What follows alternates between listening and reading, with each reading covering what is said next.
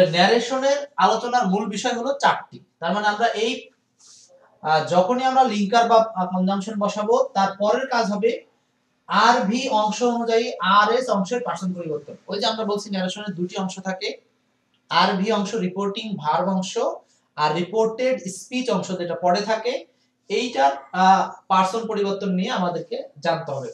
তারপর হচ্ছে আর ভি অংশ অনুযায়ী আর এস অংশের টেন্স পরিবর্তন। তাহলে দুইটা জিনিস পরিবর্তন, একটা হলো পার্সনের পরিবর্তন করতে হবে আর একটা হলো টেন্সের পরিবর্তন করতে হবে। 4 নাম্বারটা হলো আরএস অংশের বিভিন্ন ওয়ার্ড বা শব্দ পরিবর্তন করতে হবে। বিভিন্ন ওয়ার্ড বা যে শব্দগুলো থাকবে সেইগুলো পরিবর্তন করতে হবে। তাহলে মূলত কাজ হলো চারটা। প্রথম হচ্ছে লিঙ্কার বসানো, তারপরে পার্সন পরিবর্তন, টেন্স পরিবর্তন, ওয়ার্ড পরিবর্তন। তবে আমাদের এই 1-2 স্টেপে গেলেই সাধারণত আমাদের আনসারগুলো আমরা পেয়ে যাই। তারপর আমরা চেষ্টা করব বাকি সবকিছু দেখার জন্য। সো মনে রাখবেন সূত্রটা হচ্ছে লিঙ্কার, পার্সন, টেন্স, ওয়ার্ড। ব্যাস, আমি এখানে এই চারটা জিনিস একটু লিখে নিচ্ছি। Linker, person, tense, word. এই চারটা জিনিস আমাদেরকে খেয়াল রাখতে হবে। এটা হচ্ছে ন্যারেশন সলভ করার সবচেয়ে জাদুকরী উপায়। এলপিটিডব্লিউ এলপিটিডব্লিউ এলপিটিডব্লিউ। ওকে, আচ্ছা চলেন আমরা এখন আরেকটু আগাই। আচ্ছা, কোন ধরনের সেন্টেন্সে কোন ধরনের লিঙ্কার বসে আমরা এটা একটু দেখি। তাহলে এই যে চারটা ফরম্যাটের কথা বললাম, এই চারটা ফরম্যাটের মধ্যে আমরা এখন দেখব সেটা হচ্ছে বাক্য অনুসারে প্রথমে লিঙ্কার বা কনজাংশন ব্যবহারের নিয়ম। সো প্রথম সূত্রটা হচ্ছে লিঙ্কার বা কনজাংশন ব্যবহারের নিয়ম। আমরা এটা একটু দেখি। সো অ্যাসার্টিভ বাক্যে ইনডিরেক্টের জন্য দ্যাট, ভালো করে খেয়াল করব, খুবই গুরুত্বপূর্ণ এই চিত্রটা। মানে আমরা ন্যারেশনে অ্যাসার্টিভ সেন্টেন্স হলে আমরা কি পরিবর্তন করব? পরিবর্তন করে আনবো দ্যাট। ইন্টারোগেটিভ সেন্টেন্স হলে পরিবর্তন করে আনবো ইফ, ওয়েদার অথবা ডাব্লিউএইচ ওয়ার্ড। ইম্পারেটিভের জন্য আমরা আনবো টু অথবা নট টু অথবা দ্যাট। অপটেটিভ সেন্টেন্সের জন্য আমরা লিঙ্কার হিসেবে আনবো দ্যাট, এবং এক্সক্লামেটরি সেন্টেন্সে আমরা লিঙ্কার আনবো দ্যাট। সো দ্যাট লিঙ্কারটা আমরা কয়েক জায়গাতে নিচ্ছি দেখেন। অপটেটিভে, এক্সক্লামেটরিতে নেব, ইম্পারেটিভেও টু, নট টু অথবা দ্যাট, আর অ্যাসার্টিভেও। শুধু ইন্টারোগেটিভের বেলায় দ্যাট নাই, ইন্টারোগেটিভ আছে ইফ, ওয়েদার অথবা যে ডাব্লিউএইচ ওয়ার্ড দিয়ে থাকবে আমরা সেই ডাব্লিউএইচ ওয়ার্ডটাকেই ন্যারেশনের জন্য ব্যবহার করব। ওকে, আচ্ছা তাহলে আমাদের পরিবর্তনের বিষয়টা ক্লিয়ার। লিঙ্কার হিসাবে লিঙ্কার পরিবর্তনের নিয়মটা জানলাম। এইবার আমরা চলে যাই পার্সন পরিবর্তনের নিয়মে। পার্সন পরিবর্তনের নিয়মটা কি? পার্সন পরিবর্তনের নিয়মটা খুবই গুরুত্বপূর্ণ, কারণ এখান থেকেই আমাদের বেশিরভাগ আনসারগুলো পাওয়া যাবে। আর ভি অংশ অনুযায়ী আর এস অংশের পার্সন পরিবর্তন। আর ভি কি? আর ভি হচ্ছে রিপোর্টিং ভার্ব, আর এটা হচ্ছে রিপোর্টেড স্পিচ। সো পার্সন পরিবর্তনের ক্ষেত্রে এই তিনটা নিয়ম খুবই সতর্কতার সহিত দেখতে হবে। পার্সন পরিবর্তনের ক্ষেত্রে দেখেন, পার্সন পরিবর্তনের ক্ষেত্রে প্রথম হলো ফার্স্ট পারসন পরিবর্তন হবে। ফার্স্ট পারসন কি? I, we, us, me, our, my. এই যে যেগুলো আমি আমরা সংক্রান্ত শব্দ সেগুলোকে বলা হয় ফার্স্ট পারসন। এই পারসন গুলো পরিবর্তন হবে। ওকে, এরপরে আর এস অংশের অন্তর্গত সেকেন্ড পারসন পরিবর্তন হতে পারবে ইউ অথবা ইওর। এখন পার্থক্য কি? ফার্স্ট পারসন পরিবর্তন হবে হলো সাবজেক্ট অনুযায়ী, আর সেকেন্ড পারসন পরিবর্তন হবে হলো অবজেক্ট অনুযায়ী। আমরা এগুলো সব উদাহরণ দিয়ে দেখাবো। এবং 3 নম্বরে বলা আছে থার্ড পারসনের কোনো পরিবর্তন নাই। এইটা খুব গুরুত্বপূর্ণ, পরিবর্তন হবে না। খুবই গুরুত্বপূর্ণ এই কথাটা। আমরা অনেকেই মনে করি পারসন পরিবর্তন মানে হচ্ছে সব পারসন পরিবর্তন। নো, পারসন পরিবর্তন হবে শুধুমাত্র ফার্স্ট পারসন আর সেকেন্ড পারসন। ফার্স্ট পারসন হবে সাবজেক্ট অনুযায়ী পরিবর্তন, আর সেকেন্ড পারসন হবে অবজেক্ট অনুযায়ী। Third person no change. Clear? আশা করি বুঝতে পেরেছেন। তার মানে এখানে পারসন পরিবর্তনের জন্য এইটা হলো একটা শর্ত, যে থার্ড পারসনে পরিবর্তন করা যাবে না, যাবে না, যাবে না। থার্ড পারসন নো চেঞ্জ, মনে যেন থাকে। পুরো ক্লাসে কিন্তু আমরা এই বেসিক বিষয়গুলোকে কাজে লাগিয়ে আগানোর চেষ্টা করব। ওকে, এরপরে দেখেছিলাম হচ্ছে টেন্স পরিবর্তন। তাহলে আমরা প্রথমে দেখলাম লিঙ্কার বসানো, তারপরে দেখলাম হচ্ছে আমরা পারসন পরিবর্তন, এবার দেখব টেন্স পরিবর্তন। এখন টেন্স পরিবর্তন কি সব সময় হবে? না, টেন্স পরিবর্তনের ক্ষেত্রে বিশেষ শর্ত আছে। আমরা সেই শর্তগুলো একটু দেখার চেষ্টা করব।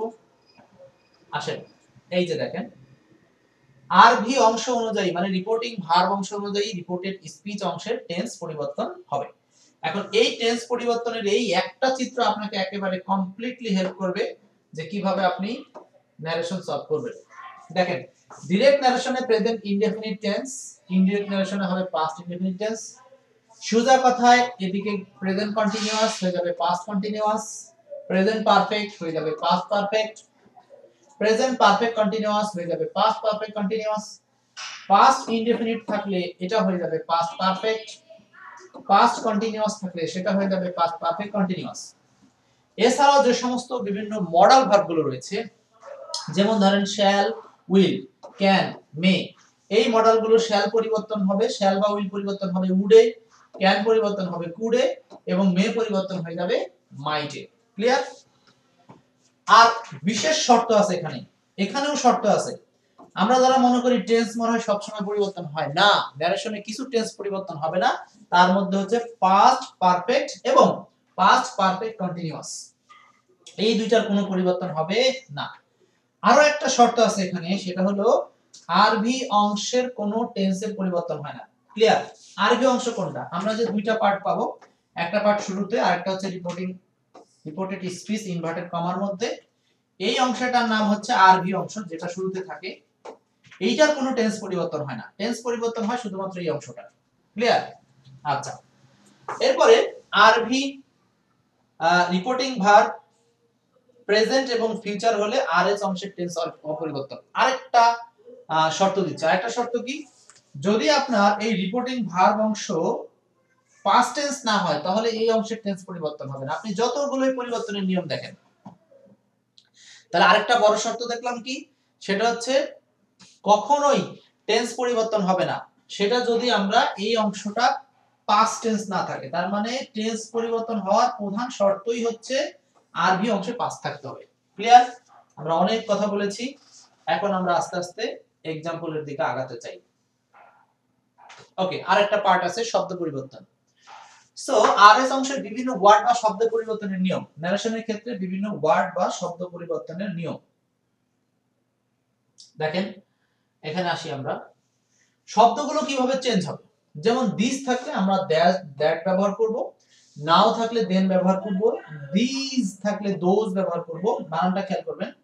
হিয়ার থাকলে দেয়ার ব্যবহার করব, দাস থাকলে সো অথবা ইন দ্যাট ব্যবহার করতে পারি, টুডে থাকলে দ্যাট দিয়ে ইউজ করতে পারি, এগো থাকলে বিফোর ইউজ করতে পারি, টুনাইট থাকলে দ্যাট নাইট ব্যবহার করতে পারি। এই হচ্ছে শব্দগত পরিবর্তন। তাহলে আমরা ন্যারেশনের 4 ধরনের পরিবর্তন একটু সংক্ষেপে দেখে নিয়েছি। এখন এই পরিবর্তনগুলোকে কাজে লাগিয়ে আমরা চেষ্টা করব কিছু উদাহরণ সলভ করতে। আরো কিছু পরিবর্তন একটু দেখে নিই রয়েছে এখানে। যেমন টুমরো থাকলে দা নেক্সট ডে ব্যবহার করতে পারি, ইয়েস্টারডে থাকলে দা প্রিভিয়াস ডে, লাস্ট মান্থ থাকলে দা প্রিভিয়াস মান্থ, নেক্সট উইক থাকলে দা ফলোইং উইক, তার মানে নেক্সট শব্দ থেকে এখানে ফলোইং। মাস্ট থাকলে সেটা পরিবর্তন হবে হ্যাড টু তে। আরেকটা মাস্ট থাকলে এটা মাস্ট চিরন্তন বাধ্যবাধকতা বোঝাতে থেকে যেতে পারে। তার মানে মাস্টের পরিবর্তন দুই ভাবে হয়, একটা হলো মাস্ট থাকলে হ্যাড টু, আর একটা হলো মাস্ট থাকলে মাস্টই থাকতে পারে যখন চিরন্তন বাধ্যবাধকতা বোঝাবে, আর সাধারণ বাধ্যবাধকতা বোঝালে মাস্ট থাকলে হ্যাড টু পরিবর্তন হবে। তার মানে এখানে কিন্তু প্রচুর নিয়ম কানুন আছে, এটি এমন না যে আপনি শর্টকাটে সবকিছু শেষ করে ফেলতে পারবেন, তা সম্ভব নয়। ওকে, নেক্সট আরো শব্দ আছে, দেখেন কত শব্দ পরিবর্তন আছে এখানে। হেন্স থাকলে দেন্স হবে, হিদার থাকলে থিদার হবে, কাম থাকলে গো হবে, ইট থাকলে ইটই হয়, এটা আবার একটু এক্সেপশনাল, খেয়াল রাখতে হবে। আচ্ছা, গো থাকলে গোই হবে। আরেকটা নিয়ম ছিল কাম থাকলে গো হয়, কিন্তু এখানে আরেকটা দেখছি যে তাহলে গো থাকলে কি হবে, গো থাকলে গোই থাকবে, গো কোনো পরিবর্তন হবে না। এমন না, উল্টো নয় যে গো থাকলে কাম, কাম থাকলে গো, এটা এরকম উল্টো বিষয় না। বিষয়টা হচ্ছে হেন্স থাকলে দেন্স করবেন, হ্যাঁ উল্টো বেরা। এবার আসেন আমরা, হ্যাঁ এইগুলো মোটামুটি দেখা শেষ, এখন আমরা বেসিক পর্ব থেকে সরাসরি রুলসে যাব। ক্লিয়ার? এখন আসেন আমরা এতক্ষণ আলোচনা করলাম হচ্ছে একেবারে শর্টকাটে কিভাবে আমরা ন্যারেশনকে পরিবর্তন করতে পারি। এখন যদি আমরা কোনো রুলস নাও পড়ি, সরাসরি এমসিকিউ তে গেলেও কাজটা করতে পারবো, কিন্তু আমরা চেষ্টা করব ভেঙে ভেঙেও যাওয়ার জন্য, অর্থাৎ অ্যাসার্টিভ সেন্টেন্সের ন্যারেশন গুলো কিভাবে হবে সেটা আমরা একটু দেখব। ওকে, অ্যাসার্টিভ সেন্টেন্সের ন্যারেশনের জন্য এই একটা পৃষ্ঠাই যথেষ্ট, খুবই মনোযোগ দিতে হবে। হ্যাঁ, এই একটা পৃষ্ঠাই যথেষ্ট। অ্যাসার্টিভ সেন্টেন্স গুলোর স্ট্রাকচার কি? আমরা জানি অ্যাসার্টিভ সেন্টেন্সে আগে থাকে সাবজেক্ট, আমরা জানি যে অ্যাসার্টিভ সেন্টেন্সে আগে থাকে সাবজেক্ট, তারপর থাকে ভার্ব। তো এই রকম কোন অ্যাসার্টিভ সেন্টেন্স যদি থাকে, তাহলে আমরা ইনডিরেক্ট করার সময় আগে প্রথমে লিঙ্কার হিসেবে নেব দ্যাট। রিপোর্টিং ভার্ব অংশের প্রেজেন্ট বা ফিউচার হলে রিপোর্টেড স্পিচ অংশের টেন্স পরিবর্তন হবে না, খেয়াল রাখতে হবে। রিপোর্টিং ভার্ব অংশ পাস্ট টেন্স হলে রিপোর্টেড স্পিচ অংশের টেন্স পরিবর্তন হয়। রিপোর্টেড স্পিচ অংশের বিভিন্ন ওয়ার্ড পরিবর্তন করতে হবে।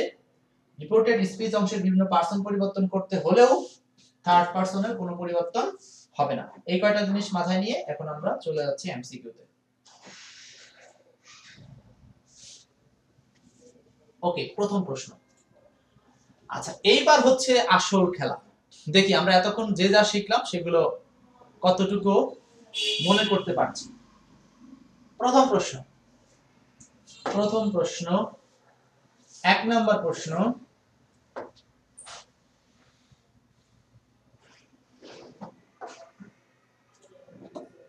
এক নম্বর প্রশ্ন বলছে report the following in the indirect speech. You will say I am ill. You will say I am ill. ওকে, এইটার নাম হলো আর ভি অংশ মানে রিপোর্টিং ভার্ব অংশ। এটার নাম হলো আর এস অংশ মানে রিপোর্টেড স্পিচ অংশ। এবার বলেন এইটা পরিবর্তন করলে কি আনসার হবে, কোনটা সঠিক? কোনটা সঠিক খুব দ্রুত আনসার করতে হবে।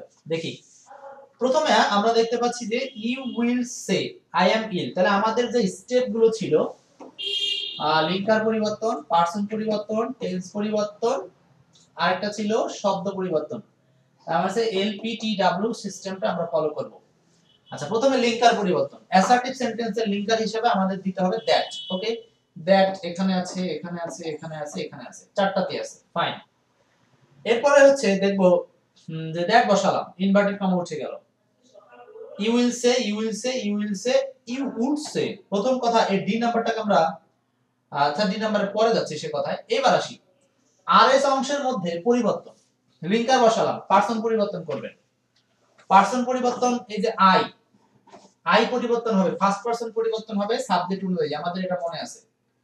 তার মানে আই পরিবর্তন হয়ে ইউ হবে। তো আমরা দেখি যে ইউ কত জায়গাতে আছে। এখানে আছে ইউ, এখানে আছে ইউ। তার মানে দ্যাট এর পরে এই দুইটাতে ইউ আছে, এটা ইউ নাই কাটা, এখানে ইউ নাই কাটা। এরপরে টেন্স পরিবর্তন। ওকে, আমাদের কি মনে আছে যে টেন্স পরিবর্তন মানে হলো এই ভার্বের জায়গাটা পরিবর্তন। এই টেন্স পরিবর্তনের শর্তটা ছিল কি? শর্তটা ছিল যে আপনি টেন্স তখনই পরিবর্তন করতে পারবেন যখন এই অংশে পাস্ট টেন্স থাকবে। খুব সাবধান। তো এই অংশে আছে ফিউচার টেন্স, তাহলে আপনার এই টেন্স পরিবর্তনের সূত্র আর কাজে লাগবে না। মানে টেন্সের পরিবর্তনের এখন কোনো চান্স নাই, কোনো চান্স নাই। তার মানে আপনি টেন্স পরিবর্তন করতে পারবেন না। দ্যাট মিন্স প্রেজেন্ট ইনডেফিনিট কে আপনি পাস্ট ইনডেফিনিট করতে পারবেন না। তার মানে আপনি যদি মনে করেন এ আর সি এর মধ্যে পাস্ট টেন্স পরিবর্তন হয়েছে এটা আনসার করবেন, তাহলে খাইছেন ধরা। অলরেডি আব্দুল্লাহ আল বাশার ধরা খেয়ে গেছে। এখানে কখনোই টেন্স পরিবর্তন করার সুযোগ নাই, কারণ এই পাশে ফিউচার টেন্স আছে। খুবই সাবধান। তাহলে টেন্স পরিবর্তন করতে পারবেন না, কিন্তু আপনি একই টেন্সে সাবজেক্ট অনুযায়ী অক্সিলারি ধরনটা চেঞ্জ করতে পারেন। যেমন এখানে এম ছিল, ইউ এর সাথে এখন হয়ে গেছে আ, ইউ এর সাথে এখন হয়ে গেছে আ। এটা ঠিক আছে, কারণ হচ্ছে এখানে আমার টেন্স পরিবর্তন হয়নি, বরং এম ইজ আর একটা বসালেই হয়েছে, সেটা পার্সনের সাথে মিল রেখে। সো এখানে আনসারটা হচ্ছে এই নাম্বার। দেখেন, আমরা যারা পড়াশোনা করি তারাও কিন্তু এই জায়গাগুলো ভুল করি। সো টেন্স পরিবর্তন আপনি চাইলেই করতে পারবেন? অবশ্যই না, শর্ত আছে। যদি এই পাশে পাস্ট টেন্স থাকে তবেই পরিবর্তন করতে পারবেন, অন্যথায় করতে পারবো